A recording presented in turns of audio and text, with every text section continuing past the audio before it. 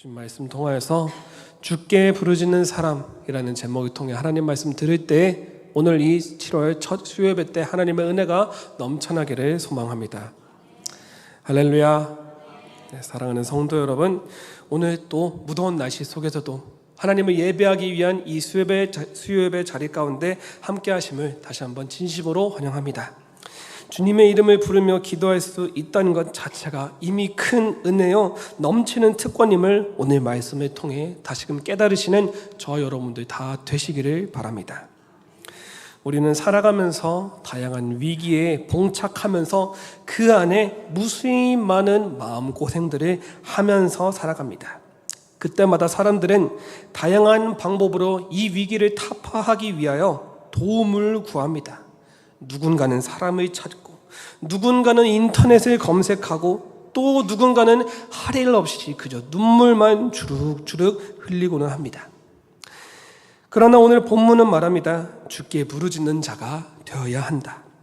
왜냐하면 우리는 가장 확실한 우리의 편 되시는 하나님을 알고 있는 사람들이요, 하나님을 믿는 주님의 자녀들이요, 바로 우리의 기도 들어주시는 그런 하나님께서 있는 것을 믿는 성도들이기 때문에 그렇습니다. 그런즉 우리는 힘들 때나 슬플 때나 그 어느 상황에서든지 우리 주 하나님의 이름 높이 부르짖으면서 위로와 응답을 얻는 복된 성도의 삶 살아가야 될 줄을 믿으시기를 바랍니다. 오늘 보면 시편 86편의 저자는 바로 다윗입니다. 다윗은 숱한 전쟁과 도망의 시간을 겪은 그야말로 우여곡절을 많이 겪은 사람이었습니다. 그 가운데서 오늘 본문은 다윗이 고통 중에서 하나님께 간절히 기도를 한 장면을 기록하고 있습니다. 다윗은 왕이었지만 그보다 앞서 하나님을 찾는 사람이었고 하나님을 부르짖는 기도자였습니다. 자신의 처지와 필요를 다윗은 때문에 누구보다도 잘 알고 있었고 언제나 먼저 누가 뭐라고 하지 않아도 하나님을 부르짖는 일에 소홀함이 없었던 인물입니다. 오늘 본 시편은 환난 가운데 있는 성도가 부르짖는 기도, 하나님께서 들어주신다, 응답하신다라는 것입니다. 다윗은 하나님을 찾았고 하나님은 그의 간구에 응답하여 주셨습니다. 오늘 이 시편을 통하여 우리는 진정한 기도는 하나님을 향한 전적인 신뢰, 바로 하나님이 나의 상황을 지켜보시고 나를 수렁 가운데에서 끌어내 주시는 구원자 되시는 분이라는 것을 다시 확실히 믿는 시간 다 되시기를 바랍니다.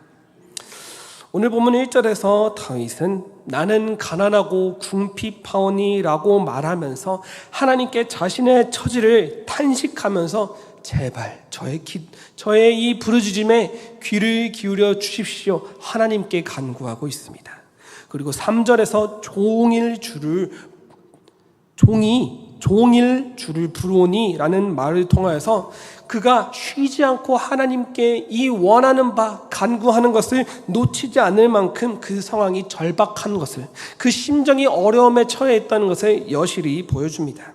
그리고 5절에서 다윗은 주는 선하사 사유하시며 인자하심이 크심으로라고 말씀을 하면서 하나님께서 그의 기도에 응답하여 주시는 구세주 되신 분임을 확신하는 말씀이 기록되어 있습니다. 그리하여 7절에 이르러서는 환난 날에 주께 부르짖으면 주께서 내게 응답하실 것입니다 라고 믿음의 선언을 하기까지 합니다. 그리고 마지막 부분에 이르러서는 주의 길을 내게 가르치소서 내가 주의 진리에 행하오리니 라는 그런 기도를 통하여 단순히 자신의 그 개인적인 어려운 그 문제 해결을 위한 것이 아니라 궁극적으로 그의 삶을 하나님의 뜻의 올바른 길로 고정시키고자 하나님의 더욱 사랑스러운 자녀가 되고자 하는 그런 결심이 그 믿음의 신앙 고백 가운데에서 드러나고 있음을 우리는 확인할 수 있습니다. 말씀을 중간 요약하자면 하나님께 부르짖는 기도는 단순히 주님 제발 저를 도와주십시오 라는 외침이 아닙니다. 다윗처럼 자신의 연약함을 고백하고 하나님의 인자심을 전적으로 신뢰하면서 주의 길을 내게 가르치소서 하나님의 길을 걷겠습니다. 결단하고 또 새로운 담대함으로 나아가는 그 과정이 바로 하나님께서 기뻐하시는 기도, 하나님께 부르짖는 자녀들의 모습인 것을 바로 오늘 이 시편 86편을 통해서 우리는 깨달을 수가 있는 것입니다. 정리하면 하나님께 부르짖어야 응답받고 구원받을 수 있습니다. 하나님의 길을 걸을 수 있습니다. 그렇기에 우리는 하나님께 부르짖는 사람, 하나님께 제대로 기도할 줄 아는 성도들 다 되어야 할 줄을 믿으시기를 바랍니다. 그렇다면 우리는 과연 어떻게 해야 하나님을 부르짖는 사람 다 될 수가 있을까요? 우리가 하나님께 부르짖는 사람 다 되기 위해서는 하나님의 살아계심을 확신해야만 합니다. 우리는 가짜라고 생각되는 것에 마음을 주지 않습니다. 쉬이 말해서 나에게 있어서 진정성을 느끼지 못하게 하는 그 모든 것들에 있어서 우리는 이건 뭐야? 별것도 아니잖아 하면서 대수롭지 않게 넘겨버린다는 것입니다. 그런즉 우리는 하나님이 가짜가 아닌 진짜로 나의 삶을 주관하여 주시는 살아계신 하나님이라는 것을 더욱더 확신해야만 합니다. 그저 말로만 듣는 것이 아니라 눈으로 말씀을 보는 것으로 끝내는 것이 아니라 나의 삶 가운데 정말로 실제하셔서 임재하시는 그 하나님의 역사를 우리가 믿어야 한다는 것입니다. 이것이 바로 하나님의 일이라는 것을 내가 마음속으로 믿음으로 취하고 하나님께 제대로 부르짖는 사람 되어야겠다 마음을 굳혀야 한다는 것입니다. 시편 86편 10절의 말씀을 보면 무릇 주는 위대하사 기이한 일들을 행하시오니 주만이 하나님이시니이다 라고 기록되어 있습니다. 다윗은 그의 인생에 살아계신 하나님을 무수히 많이 경험하였습니다. 먼저는 양치기로서 그 양떼들을 지킬 때 맹수들, 곧 사자와 곰과 같은 어린아이가 감당하기 힘든 그런 맹수를 눈앞에 두고서 다윗과 그의 양떼를 지키시는 하나님을 다윗은 경험하였습니다. 이어서는 장군의 신분으로 목숨이 시시각각 위태로워지는 그런 숱한 전장을 오가면서 또한 억울하게 사울왕의 미움을 받아 도망자의 신세로 전락했을 때 그의 안위를 보호해 주시는 하나님을 다윗은 보았습니다. 마지막으로는 왕이 된 이후에도 그의 왕좌를 강건하게 하시며 또 그 계보가 끊어지지 않도록 붙들어 주시겠다, 너와 내 자손에게 복을 주시겠다 말씀해 주시는 그 하나님을 다윗은 보았습니다. 이러한 봄으로써 실제적으로 역사하시는 하나님을, 그 살아계신 하나님을 믿음으로 말미암아 다윗은 오늘도 기도하는 것입니다. 주님, 내 기도에 귀를 기울여 주시옵소서. 살아계신 하나님이 나의 그 모든 상황을 헤아릴 줄을 이미 헤아리고 계심을 믿습니다. 이 고백이 바로 살아계신 하나님을 내가 믿음으로써 영접할 때 나타날 수 있는 진정한 신앙 고백인 것입니다. 히브리서 11장 6절의 말씀을 보면 믿음이 없이는 하나님을 기쁘시게 하지 못하나니 하나님께 나아가는 자는 반드시 그가 계신 것과 또한 그가 자기를 찾는 자들에게 상 주시는 이심을 믿어야 할지니라 라고 기록되어 있습니다. 이 말씀은 곧 믿음이 없으면 하나님을 구주로 믿는 믿음, 더 나아가 하나님께서 진짜 되신 분이라는 것을, 살아계신 지금까지 나와 함께 하시는 하나님이라는 것을 믿는 믿음이 없이는 아무것도 우리가 이루어낼 수 없다는 것을 뜻하는 것입니다. 하나님께 나아가는 자는 반드시 그가 계신 것과 또한 그가 자기를 찾는 자들에게 상 주시는 이심을, 힘들 때에는 위로를 주시는 이심을, 나의 상황을 반전시켜 주실 구세주 되심을 믿어야만 한다는 것입니다. 그런즉 우리는 하나님의 기쁨이 되는 사람, 더 나아가 하나님의 그 자녀로서 그 모든 시련들을 이겨내고 다시금 주 안에서 평안할 수 있는 사람 되기 위하여 살아계신 하나님을 영접하는 예수 그리스도를 믿는 사람 다 되어야 할 줄로 믿으시기를 바랍니다.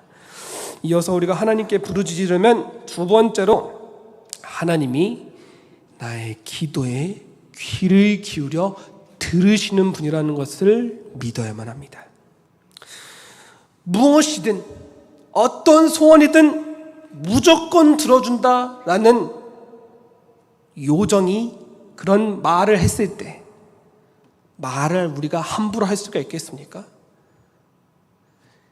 정말로 소원을 이루어준다는데 말하는데 해준다는데 우리는 그 말하는 것에 있어서 어떤 것이 가장 복되고 귀한 것인지를 곰곰이 생각해 보면서 신중하게 말을 고를 것입니다. 여러분, 하나님은 살아계시며 또한 우리의 기도에 귀를 기울여 주시는 분입니다. 그것도 아주 가까이서 우리의 그 마음까지 다 헤아리시며 내가 미처 말하지 못한, 고백하지 못한 그 모든 기도 제목까지도 하나님께서는 꿰뚫어 보시는 분이십니다. 때문에 우리는 그런 하나님 앞에서 기도를 드릴 때 그냥 될까 말까, 아님 말고 식의 기도를 드려서는 안 된다는 것입니다. 기도는 한마디, 한 음절, 한 글자 진심을 담아서 하나님이 이 기도를 들으시니 나 또한 그 나에게 집중해 주시는 하나님께 온전히 집중하는 마음으로 겸손하게 드리는 것이 마땅한 줄로 믿으시기를 바랍니다. 시편 86편 6절에 여호와여 나의 기도에 귀를 기울이시고 내가 간구하는 소리를 들으소서 다윗이 고백하고 있습니다. 다윗은 끊임없이 기도하는 사람이었습니다. 언제나 상황이 어떻든 간에 하나님을 찾을 줄 아는 사람이었습니다. 대표적인 기록이 바로 시편입니다. 시편은 총 150편입니다. 그 가운데서 다윗이 쓴 시편 73편입니다. 그리고 그 가운데에서 탄식시, 그러니까 다윗이 상황이 어려울 때 쓰여졌던 것이라 확인되는 시가 30편가량입니다. 이것이 뜻하는 바가 무엇입니까? 기쁠 때나 슬플 때나 밤이나 낮이나 주님을 향한 기도를 이 다윗이 쉬지 않고 했다는 것입니다. 그렇다면 다윗은 왜, 아니 어떻게 이러한 기도를 하나님 앞에 수도 없이 드렸던 걸까요? 그것은 바로 다윗은 하나님이 그의 기도를 집중하신다는 것을 확신하였기 때문입니다. 그래서 기도를 하더라도 그냥 중언부언, 했던 말 또 하고 의미 없는 말 그냥 반복해서 하는 것이 아니라 명확하게 자신의 처지를 밝히며 나의 이 간구에 귀를 기울이시고 나의 그 목소리를 들어주시옵소서라고 하나님께 제대로 그 포커스를 해 주실 것을 요청하는 것입니다. 이것은 곧 하나님의 그의 기도를 외면치 않으시고 오히려 정확하게 응답하셔서 그의 삶의 기쁨이 되어주신다는 것을 다윗이 확신하였기 때문입니다. 여러분, 이것은 바로 믿음의 습관입니다. 이 습관은 어떻게 생기느냐? 한두 번 하는 것으로 습관은 생기지 않습니다. 그리고 하루 이틀 하는 것으로 이 습관은 자리 잡지 않습니다. 말 그대로 습관은 매일같이 하는 것입니다. 끊임없이 하는 것입니다. 생각을 하기에 앞서서 먼저 몸이 움직이는 것이 바로 습관인 것입니다. 이 습관, 바로 기도하는 습관을 통하여 다윗은 그 습관을 통하여 자신의 그 기도에 응답하여 주시는 하나님을 무수히 많이 체험하였던 것입니다. 그래서 여태까지 응답해 주셨던 하나님이 바로 이 순간 간구하는 그 시간 가운데서도 똑같이 임재하실 것이라는 것을 다윗은 믿어 확신함으로 하나님께 기도하는 사람 다 될 수가 있었던 것입니다. 여러분, 누가복음 22장 39절의 말씀을 보면 예수께서 나가사 습관을 따라 감람산에 가시매 제자들도 따라갔더니라고 기록되어 있습니다. 이때 습관에 따라 감람산에 올라가신 시기가 바로 십자가를 지시기 직전의 순간입니다. 바로 겟세마나의 기도, 그 감람산에서의 기도, 예수님께서 하러 가실 당시의 직전의 상황을 기록한 장면입니다. 그런데 예수님 큰 결심을 하시고 그 마지막 십자가 사명을 감당하기 위하여 마음 먹고 기도하러 올라가신 것이 아닙니다. 습관에 따라 올라가셨습니다. 어제나 오늘이나 변함없이 예수님 한결같은 자세로 그 습관에 따라 하나님께 기도하러 그 자리에 가셔서 피땀 눈물 어린 그 기도를 드리셨던 겁니다. 이것이 뜻하는 바가 무엇인가 하니 바로 언제 어느 때에나 우리가 하나님을 찾는 그 거룩한 신앙생활이 너무나도 중요하다.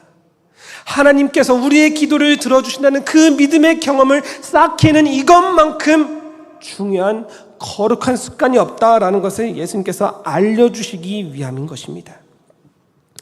여러분, 하나님은 언제나 주님을 사랑하는 자들에게 자신을 나타내시는 분이십니다.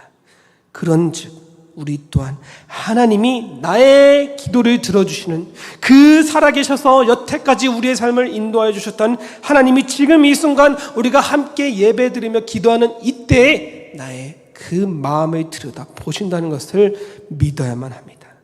그것을 바탕으로 기도를 하되 하나님께서 듣고 계시는데 허투루 말할 수가 있겠습니까? 섣불리 말할 수가 있겠습니까? 말 그대로 경외심을 꾹꾹 눌러 담아서 하나님 보시기에 아름다운 제사로서 이 기도의 간구가 올라갈 수 있도록 우리는 신중한 그리스도인, 굳건한 그리스도인 다 되어야 할 줄로 믿으시기를 바랍니다. 마지막으로 우리가 하나님께 부르짖기 위해서는 이미 이 기도가 응답받을 것이라는 것을 확신해야만 합니다.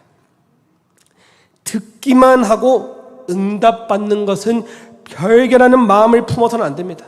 그냥 다른 사람에게 하소연하듯이 내가 오늘 하루에 어떤 일이 있었어, 나 오늘 너무 힘들었어, 나 진짜 그 인간 때문에 미치겠어, 아주 그냥 내 마음이 곤란해서 이만저만이 아니야, 이렇게 다른 사람에게 하소연을 하고 그래 좀 말을 해놓으니까 상황은 달라진 게 없지만 그래도 후련하다, 너 덕분에 힘을 얻었어. 물론 이것도 위로의 한 방법이긴 합니다. 그런데 하나님이 해주시는 위로는 그런 상황이 변치 않은 위로가 아닙니다. 하나님은 상황을 반전시키는 참 위로의 하나님이십니다. 그런즉 우리 기도는 무엇이냐? 반드시 이루어질 하나님의 은혜라는 것을 우리는 이제 확신하고 감사해야만 된다는 것입니다. 시편 86편 7절의 말씀을 보면 나의 환난 날에 내가 주께 부르짖으리니 주께서 내게 응답하시리이다. 이 다윗이 이 시편 기록할 때 응답받아서 먼저 하나님께서 정말 내가 기도하는 와중에 바로 들어주셔서 내가 평안을 누리고 있습니다 라고 해서 고백을 한 것이 아닙니다. 이것은 선포였습니다. 기도하는 와중이지만 이미 이 기도가 응답받을 줄을 확신함으로써 하나님께 감사의 마음을 표출한 것입니다. 이것이 믿음입니다. 아직 보지 못했을지라도, 눈으로 직접 내가 담지 못했을지라도, 귀로 듣지 못했을지라도 하나님이 여태까지 나와 함께 하사 나의 기도에 응답해 주지 않으신 적이 없는데 이 기도 또한 땅에 떨어질 것이 아니라 반드시 하나님께 다 응답받게 될 것이다 라는 그런 담대한 그 믿음을 바탕으로 드릴 수 있었던 고백인 것입니다. 여러분, 이러한 고백을 할 수 있었던 이유, 다윗에게 있어서 기도란 곧 인생이었기 때문입니다. 기도가 인생이었기에 응답받고 구원받은 경험이 그의 삶을 차곡차곡 채워나갔던 것입니다. 여러분, 우리 또한 우리의 삶을 하나님의 역사로 새롭게 쓰어야만 합니다. 내가 살아가는 것이 아닙니다. 내가 나를 위하여 십자가를 지신 주 예수 그리스도와 함께 십자가를 짐으로 말미암아 예수님의 마음으로 살아가야 된다는 것입니다. 우리는 우리의 힘으로 살아갈 수 없음을 믿음으로 고백하는 사람들입니다. 우리는 죄인입니다. 원래는 영죽을 사망에서 벗어나지 못할 심판받아 마땅한 사람들이었습니다. 그런데 예수님이 이 땅에 내려오셨고 가르치셨고 병을 고쳐주셨고 죽음 가운데서 불러내셨고 또 최후엔 십자가를 지심으로 말미암아 우리를 향한 하나님의 사랑을 증명해내셨습니다. 이것이 무엇입니까? 바로 우리 대신 하나님이, 예수님이 살아가신다는 것을 뜻하는 것입니다. 우리는 예수님으로 말미암아 살아가야 됩니다. 예수님으로 말미암아 살아가야만 우리는 응답받는 삶, 아니 이미 함께 살아가는 삶 살아갈 수가 있는 것입니다. 내 마음이 주체가 안 될 때가 있습니다. 이 슬픈 감정, 이 격하게 끌어오는 감정, 나를 침잠시키는 그 모든 슬픔 가운데서도 우리가 제정신을 못 차릴 때가 있습니다. 바로 그때 주님이 일하시기에 맡기면 됩니다. 기도로서, 응답받을 것을 확신함으로써 주님이 반드시 나를 세워주실 것을 믿습니다. 할렐루야. 아멘. 이 기도가 우리의 삶에 있어서 반복될 때, 쌓일 때 경험치가 됩니다. 이 경험치는 다음에 또 어려운 일들을 마주했을 때, 그때 내가 주님과 더불어서 함께 이 일들을 헤쳐나갔다, 나는 승리한 사람으로서 살아갈 수도 있다라는 확신으로 우리를 다시 한번 굳세게 만들어 줄 것입니다. 여러분, 요한복음 11장 41절에서 43절을 보면, 돌을 옮겨 놓으니 예수께서 눈을 들어 우러러 보시고 이르시되, 아버지여, 내 말을 들으신 것을 감사하나이다. 항상 내 말을 들으시는 줄을 내가 알았나이다. 그러나 이 말씀 하옵는 것은 둘러선 무리를 위함이니 곧 아버지께서 나를 보내신 것을 그들로 믿게 하려 함이니이다. 이 말씀을 하시고 큰 소리로 나사로야 나오라 부르시니. 마지막 말씀을 보시면 아시겠지만 예수님이 죽은 나사로를 살리시기에 앞서서 하신 그 말씀들입니다. 나사로를 다시 살리실 때 예수님 진짜 다른 그 서두에 했던 그 모든 말들 다 생략하고 나사로야 나오너라 라고 말해서도 나사로는 살아서 나왔을 것입니다. 예수님은 그럴 권능이 있으신 분이기 때문입니다.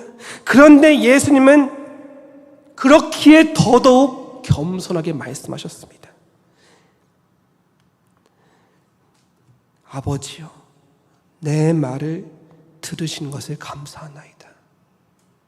항상 내 말을 들으시는 줄을 내가 알았나이다. 예수님 겸손의 왕이십니다.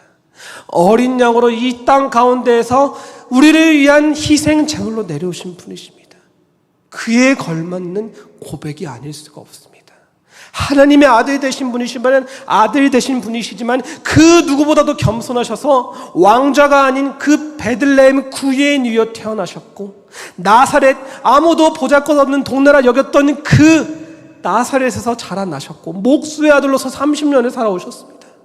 그런데 예수님께서는 그 모든 상황에서 어떤 불평도 없이 그저 하나님 곁에 머물기를 청하셨습니다. 하나님께 기도하기를 쉬지 않으셨습니다. 죽은 사람을 살리는 권능을 일으킬 때도 결코 섣불리 행동하지 않으시고, 아버지요, 내 말을 들으신 것을 감사하나이다. 항상 내 말을 들으시는 줄 내가 알았나이다.